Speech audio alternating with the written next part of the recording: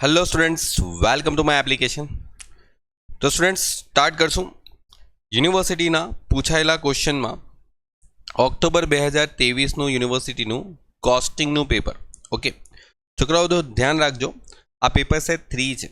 मतलब यूनिवर्सिटी अंदर तमने खबर ज छे कि जे पेपर सेट थाय छे एमां तमने 3 થી 4 पेपर सेट करीने आपवामां आवे छे, जेमांथी एक पेपर सिलेक्ट थाय छे। ओके तो तमारी पासे जे अत्यारे पेपर है ये ऑक्टोबर 2023 पेपर है और कॉस्टिंग पेपर है सेमिस्टर नंबर 4 माटे। ओके तो जो छोकराओ सौथी पहला तो आजना जे क्वेश्चन है ते छे शॉर्ट क्वेश्चन, जेनी अंदर तमने घणा बधा इम्पोर्टન્ટ लॉन्ग क्वेश्चन अंदर आवता कॉन्सेप्ट है एना परथी शॉर्ट क्वेश्चन पूछवामां आवेलो छे। छोकराओ एक मोस्ट इम्पोर्टન્ટ क्वेश्चन तमने कहूँ तो आ एक मोस्ट इम्पोर्टન્ટ क्वेश्चन थशे। तमने हमेशा एक्जामनी अंदर बिन प्रमाणित कामनी पड़तर शोधवा पर एक क्वेश्चन आवे ज छे, कशे ने कशे आवशे छोकराओ। जो तमारा एक्जाम में एमसीक्यू आवता होय तो एमसीक्यू पण तमने बिन प्रमाणित काम पर पूछाय ज छे। ओके तो जो छोकराओ करार किंमत आपेली छे, कुल थयेलो खर्चो आपेलो छे अने मळेल रोकड़ प्रमाणित कामना 90% ज पैसा मळ्या छे। ओके एटले तमने कहेवा शुं मांगे छे कि तमारुं जे काम प्रमाणित थयुं छे ने एना 90% पैसा तमने मळ्या छे। एटले समझो तमारा प्रमाणित काम ना 90% एटले तमने 6,75,000 रुपया मळ्या छे। तो तमारुं प्रमाणित काम केटलुं छोकराओ 6,75,000 रुपयाना भाग्या 90% करूँ, कारण के 90 भागाकार में जशे तो एनो मतलब 6,75 भाग्या 90% एटले केटला आवशे प्रमाणित काम। बोले सर प्रमाणित काम 7,50,000 थई गयुं, एटले तमने प्रमाणित काम मळी गयुं। हवे करारनो नफो तमने आपेलो छे 20%। तमने जो करारनो नफो आपी दीधो छे 20%, एनो मतलब एम थयुं छोकराओ, एनो मतलब छोकराओ एम थशे कि तमे जे काम कर्युं छे ने प्रमाणित काम एमां 20% नफो हतो। समझाय छे? तो दाखला में प्रमाणित काम नी पड़तड़ केटली, तो तमारी पासे 7,50,000 मांथी 20% जे नफानी रकम छे ने ए बाद करी देवामां आवे। एटले 7,50,000 ना 20% बाद करो एटले तमारुं मळशे 6 लाख नो आंसर। आ प्रमाणित कामनी शुं थई गई पड़तड़ थई। ओके तमारे शोधवानी छे बिन प्रमाणित कामनी पड़तड़। तो छोकराओ तमारुं काम केटलुं थयुं 7 लाख रुपयानुं काम थयुं छे। जो 7 लाख रुपया एटले तमे तमारा जे बिल्डिंग बनाववा माटे 7 लाख रुपयानो खर्चो करेलो छे। ओके एटले समझो कुल खर्च केटलो थयो छे 7 लाख रुपयानो। आ 7 लाख रुपयामां खाली 6 लाखनो खर्चो ज हजू सुधी शुं थयो छे प्रमाणित थयो छे। शुं थयुं? प्रमाणित काम। तो एनो मतलब एम थयो कि बाकी बचेलू जे 1 लाखनु काम छे ए तमारुं शुं थई गयुं बिन प्रमाणित।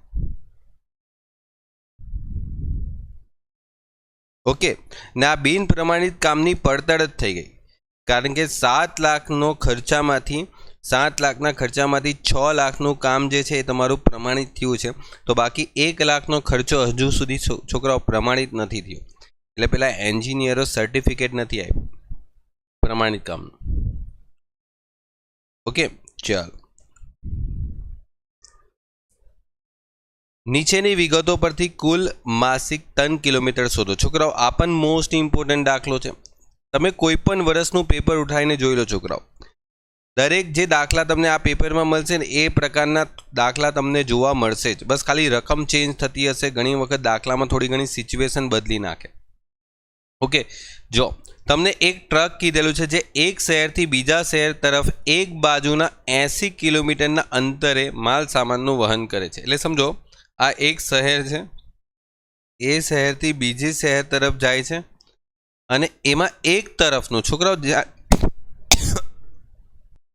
ध्यान आपजो, एक तरफनुं अंतर छे, एक तरफनुं अंतर। ओके एटले एक बाजुनुं अंतर कीधुं छे, तो एक बाजुनुं अंतर एटले समझो कि ए शहेरमांथी बी शहेर तरफ जवानुं जे अंतर छे ने ए 80 किलोमीटर छे। ओके एटले बीजो आववानुं पण तो किलोमीटर लागशे ने एने। तो जो तमने कीधेलुं ज छे कि जता फेरी छे ने पूर्ण क्षमता एटले 10 टन सुधीनुं नूण मळे छे अने वळता वखते खाली 50% एटले के 5 ટન જ માલ સામાન લઈને આવે છે. એટલે જ્યારે એ ટ્રકમાં સામાન ભરીને જાય છે ને ત્યારે જતી વખતે પૂરેપૂરા 10 ટન સામાન લઈને જાય છે અને જ્યારે વળતી વખતે છે ને છોકરાઓ 5 ટન જ સામાન લઈને આવે છે અને દરરોજ આવી 2 વખત ટ્રીપ કરે છે. ઓકે, તો મહિનામાં જે સરેરાશ 26 છે એ દિવસ એ કામ કરે છે મહિનામાં, એટલે આખા મહિનામાં 26 દિવસ એ ટ્રક ચલાવે છે. તો તમારે શું શોધવાનું છે? કુલ ટન કિલોમીટર. તો છોકરાઓ કુલ ટન કિલોમીટર શોધવા માટે શું કરશું? જો ધ્યાન આપજો. પહેલાં તો આ વ્યક્તિ જતી વખતે, જતા અને વળતા આપણે બંનેનું અલગ અલગ ગણતરી કરશું. એનું કારણ છે કે જતી વખત અને વળતી વખતે છોકરાઓ તમને દાખલામાં છે ને અલગ અલગ ટન આપેલા છે, એટલે દાખલામાં અલગ અલગ ટન આપેલે તો તમે અલગ અલગ જ ગણતરી કરો. તો જો 80 કિલોમીટર જતી વખતે તો 80 કિલોમીટર વળતી વખતે. ડન. ત્યાર પછી છોકરાઓ 10 ટન સામાન જ્યારે લઈ જાય છે અને 5 ટન સામાન જ્યારે લઈ આવે છે, એટલે જાય છે પછી વળતી વખતે કેટલો સામાન લઈ આવે છે તે પછી છોકરાઓ એની સાથે મલ્ટીપ્લાય થશે કે તમે કેટલી ટ્રીપ કરો છો. તો 2 ટ્રીપ કરો છો. તો 2 ટ્રીપ કરો છો તો 2 વખત વ્યક્તિ જશે તો 2 વખત આવશે પણ તો ખરી. ઓકે, ગાડી કંઈ હવામાં ઉડીને થોડી આવશે. 1 વખત 2 વખત જશે તો 2 વખત આવશે. અને આવી રીતે મહિનામાં 26 દિવસ કામ કરે છે. 26 દિવસ. ઓકે, એટલે તમે મલ્ટીપ્લાય કરો. જો 80 × 10 × 2 અને 26 કેટલા થાય છે? 41,600 અને અહીંયા આવશે છોકરાઓ 20,800. એટલે ટોટલ 41,600 ને 20,800 એટલે 62,400. આ થઈ ગયા તમારા કુલ ટન કિલોમીટર, એટલે કે જે બસ ચાલશે તે આટલા કિલોમીટર ચાલશે. એકદમ સિમ્પલ. ઓકે, ચાલો ત્યાર પછી છોકરાઓ એક બીજો દાખલો છે અને આ પણ દાખલો છોકરાઓ મોસ્ટ ઇમ્પોર્ટન્ટ દાખલો છે. એનું રીઝન છે છોકરાઓ, આ દાખલો જ્યારે MCQ એક્ઝામ થતી હતી ને યુનિવર્સિટીમાં ત્યારે MCQમાં પૂછવામાં આવેલો, તો તમને પણ કદાચ પૂછાઈ શકે છે. ઓકે, જો અત્યારે અહીંયા 2 માર્ક્સમાં પૂછાયો છે. તો પ્રક્રિયાનું ઉત્પાદન છે ને તમને આપેલું છે 4250. પછી સામાન્ય બગાડ આપેલો છે. અસામાન્ય બગાડ છે ને એ સામાન્ય બગાડના અડધા થાય છે. તો તમને પ્રક્રિયામાં દાખલ માલ સામાન શોધવાનું છે. છોકરાઓ દાખલ માલ સામાન સમજો, દાખલ માલ સામાન 100 છે. હવે એમાંથી તમારો જે સામાન્ય બગાડ છે એ કેટલો છે? 10% છે. તો સમજો 100 ના 10% એટલે 10 થઈ ગયા, એટલે કેટલા બચ્યા? 90. હવે એમાંથી છોકરાઓ તમારે બાદ બાકી કરવાની છે અસામાન્ય બગાડ. હવે અસામાન્ય બગાડ જે છે એ જો તમને શું લખ્યું છે? સામાન્ય બગાડના અડધા છે. એટલે આ સામાન્ય બગાડ થાય છે ને એના અડધા, એટલે સમજો આના અડધા કરીએ તો 10 ના અડધા કેટલા થાય? 5. એટલે આટલો સામાન્ય બગાડ થઈ જાય તો તમારો એકમ કેટલા બનવા જોઈએ? તો આ તમારું ઉત્પાદન થવું જોઈએ 85 નું. તો દાખલામાં તમને એ જ આપેલું છે કે 4250 તમારું ઉત્પાદન થાય છે. એટલે સમજો 85 એકમ જે છે એ તમે ઉત્પાદન કરો તો એની સામે તમે 100 એકમનો માલ સામાન દાખલ કરો છો. રાઈટ? તમે 85 નું ઉત્પાદન કરો તો એની સામે દાખલ કેટલા માલ સામાનનો કરો છો? 100. ઓકે, તો છોકરાઓ તમારી પાસે 4250 ના ઉત્પાદન હોય તો તમારે કેટલા એકમનો દાખલ કરેલો હોવો જોઈએ?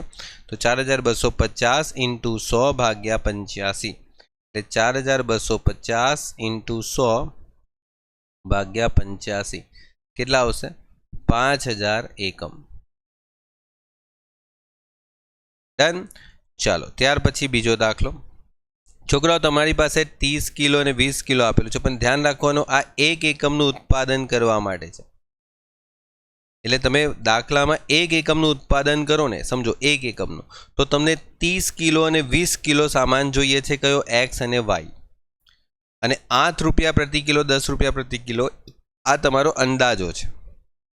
હવે તમે ખરેખર ઉત્પાદન કરો છો 2000નું. તો છોકરાઓ 2000 એકમ જો તમે બનાવો તો પછી માલ સામાન પણ તો એ રીતે જ જશે ને. વિચારો, તમે એક માણસ જો તમારા ઘરમાં ખાવાના હોય તો તમારી મમ્મી કેટલી રોટી બનાવે? સમજો 5. તો 2 માણસ ખાવાના હશે તો એ રીતે રોટી બનાવશે ને. સમજાય છે? તો બેઝિકથી સમજો. ઘણી વખત સ્ટુડન્ટ અહીંયા જ કન્ફ્યુઝ થાય છે આ ચેપ્ટરમાં કે સર આપણે કેટલું પ્રમાણ લેવાનું છે ને કેટલું ખરેખર લેવાનું છે. તમે ખરેખર 2000 એકમનું ઉત્પાદન કરો છો તો એમાં છે ને તમારી પાસે પ્રમાણિત જથ્થો અને ખરેખર જથ્થો જે શોધવાનો છે, બસ આ તમારે સાચું શોધાઈ ગયું એટલે દાખલો આવડી જશે. તો જો દાખલામાં પ્રમાણિત જથ્થો અને ખરેખર જથ્થો, પછી પ્રમાણિત કિંમત અને ખરેખર કિંમત. તમારી પાસે એક્સ અને વાય બે પ્રકારના માલ સામાન છે. છોકરાઓ જો 8 રૂપિયા અને 10 રૂપિયા તમારે શું છે અહીંયા આપેલા છે. પછી 9 રૂપિયા અને 9.5 રૂપિયા, એટલે અહીંયા 9 રૂપિયા અને 9.5 રૂપિયા, 59,000 અને પછી 48,000 આપેલા છે. હવે તમે દાખલામાં ધ્યાનથી વાંચો કે તમે 2000 એકમનું ઉત્પાદન કરો છો. કેટલા એકમનું? 2000. તો 2000 એકમનું ઉત્પાદન કરો તો તમને પ્રમાણિત જથ્થો કેટલો જોઈએ? છોકરાઓ એક એકમના ઉત્પાદન માટે 30 કિલો જોઈએ. તો એક્સ માટે જે પ્રમાણિત જથ્થો આવશે એ કેટલો આવશે? તો 2000 × 30. અને વાય માટે જો પ્રમાણિત જથ્થો આવશે તો કેટલો આવશે? 2000 × 20. કેટલા થશે? 2000 × 30 એટલે થશે 60,000 અને 2000 × 20 એટલે તમારી પાસે થશે 40,000. એટલે આ 60,000, આ 40,000. ડન. કારણ કે છોકરાઓ આપણે જે પ્રમાણ આપેલું છે ને એ એક એકમ માટે આપેલું છે. એટલે એક વસ્તુ બનાવવું હોય તો 30 એકમ જશે. તો તમે તો 2000 એકમ બનાવો છો તો 2000 એકમ માટે તો વધારે જશે ને, તો એની સાથે મલ્ટિપલ કરી દો. હવે છોકરાઓ તમારે માલ સામાન વિચલનોની ગણતરી કરવાની છે. તો સૌથી પહેલા આવશે માલ સામાન ખર્ચ વિચલન. સૂત્ર શું આવશે? પ્રમાણિત જથ્થો ગુણ્યા પ્રમાણિત કિંમત માઇનસ ખરેખર જથ્થો ગુણ્યા ખરેખર કિંમત. ઓકે, તમારી પાસે આ 60,000 છે અને આ 40,000 છે. તો મલ્ટીપ્લાય કરીએ તો 8 ને અહીંયા મલ્ટીપ્લાય કરીએ તો 10. 59,000 × 9, 48,000 × 9.5. તો એક્સ અને વાય કેટલા આવશે બોલો? 60,000 × 8 એટલે છોકરાઓ 4,80,000નો ખર્ચો થવો જોઈએ. અને અહીંયા તમારી પાસે આવે છે 9 એટલે તમારા 5,31,000નો ખર્ચો થાય છે. પહેલાં ગુણાકાર કરજો. ઘણા છોકરાઓ શું કરે? સાથે સાથે માઇનસ બી કરી દે. એવું નહીં કરવાનું. પહેલાં ગુણાકાર. ઓકે, ફક્ત પહેલાં ગુણાકાર કરો. 4,56,000. હવે ડાયરેક્ટ માઇનસ કરો. જો 480માંથી 531 માઇનસ કરીએ તો તમારો 51,000નો ખર્ચો વધી ગયો. આ તમારો એડવર્સ થશે. અનુકૂળ કે પ્રતિકૂળ? તો બોલે પ્રતિકૂળ. ને અહીંયા પણ છોકરાઓ 56,000 તમારા માઇનસમાં જશે, પ્રતિકૂળ. ઓકે, તો લખો 51 અને 56 એટલે 1,07,000 રૂપિયા. આ શું લખશું?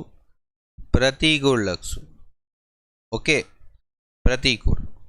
હવે તમારો જે ખર્ચો છે ને વધી ગયો 1,07,000 રૂપિયા. હવે આ ખર્ચનો જવાબદાર કોણ છે?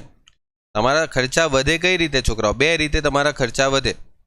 ક્યાં તો તમારો ભાવ વધી ગયો તો ખર્ચો વધી જશે, ક્યાં તો તમે વસ્તુ જે ઉત્પાદન કરવાનું હતું એમાં જે એકમને યુઝ કરવાનો હતો એ તમે વધારે કરી દો તો જ તમારો ખર્ચો વધે ને. તમે વિચારો ખર્ચો કેવી રીતે વધે? તમે જે વસ્તુનો યુઝ કરવાનો હતા, જેમ કે ફોર એક્ઝામ્પલ તમે અહીંયા 60,000 ને 40,000 એકમ યુઝ કરવાના હતા, રાઈટ? તમે એના કરતાં વધારે કે ઓછા યુઝ કરશો. જો વધારે યુઝ કરશો તો ખર્ચો વધી જશે. ઓકે, પણ આ ખર્ચો કોના કારણે વધશે? પછી જથ્થાના કારણે વધશે. ઓકે, તો આપણે એ જ ચેક કરવાનું છે કે આપણો ખર્ચો વધ્યો તો છે, પણ હવે વધ્યો તો કોના કારણે વધ્યો? એક કારણ શોધવાનું છે. તો એક કારણ આપણી પાસે બે છે. તો એક તો આવશે માલ સામાન કિંમત વિચલન અને બીજું આવશે માલ સામાન વપરાશ વિચલન. ઓકે, ચાલો. તો માલ સામાન કિંમત વિચલનમાં શું આવશે? પ્રમાણિત કિંમત માઇનસ ખરેખર કિંમત, અને અહીંયા શું આવશે? ખરેખર જથ્થો. ઓકે, ત્યાર પછી તમારી પાસે અહીંયા પ્રમાણિત જથ્થો. ઓકે, એક સેકન્ડ, જથ્થો લખવાનો છે. પ્રમાણિત જથ્થો માઇનસ ખરેખર જથ્થો, અને અહીંયા આવશે પ્રમાણિત કિંમત. ડન. એટલે તમારી પાસે એક્સ અને વાયમાં શું શું આવશે? તો એક્સ અને વાયમાં તમારે જે અહીંયા એકમ આવશે એમાં જો 60,000 અને 40,000 તમારી પાસે પ્રમાણિત જથ્થો છે. ઓકે, અને ખરેખર જથ્થો છે 59 અને 48. અચ્છા, પહેલાં આપણે કિંમત પર આવી જઈએ ને. ખરેખર જથ્થો 59 છે અને અહીંયા ખરેખર જથ્થો 48 છે. ને કિંમત પર વાત કરીએ તો કિંમતમાં આપણે 8 અને 10 છે, અને 9 અને 9.5 છે. 8 અને 10 છે, 9 છે ને 9.5 છે. ચાલો, એક્સ અને વાય કેટલા આવશે પ્રમાણિત? તો 8 અને 10. અહીંયા આવશે 60,000 ને આ 40,000. ને ખરેખર જથ્થો 59 છે અને ખરેખર જથ્થો અહીંયા 48 છે. ચાલો માઇનસ કરીએ તો 8માંથી 9 માઇનસ કરીએ અને ઇન્ટુ 59 કરીએ તો કેટલા આવશે? 59,000.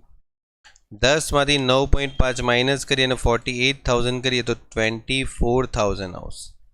તો આ તમારા પ્રતિકૂળ થઈ ગયા ને આ થઈ જશે અનુકૂળ. એટલે તમારા જો ભાવના કારણે કેટલો ફરક પડ્યો છે? તો ભાવના કારણે તમને ફરક પડ્યો છે 35,000 તમારું પ્રતિકૂળ ગયું છે. એટલે ભાવના કારણે તમને છે ને છોકરાઓ 35,000નો ખર્ચો વધ્યો છે. ઓકે, 60,000 માઇનસ 59 ઇન્ટુ 8 કરશો એટલે અહીંયા છોકરાઓ 8,000 આવી જશે. અને અહીંયા છોકરાઓ 40,000માંથી 48,000 માઇનસ કરીને ઇન્ટુ 10 કરશો તો અહીંયા 80,000 માઇનસમાં આવી જશે. ઓકે, આ થયું અનુકૂળ ને આ થઈ ગયું પ્રતિકૂળ.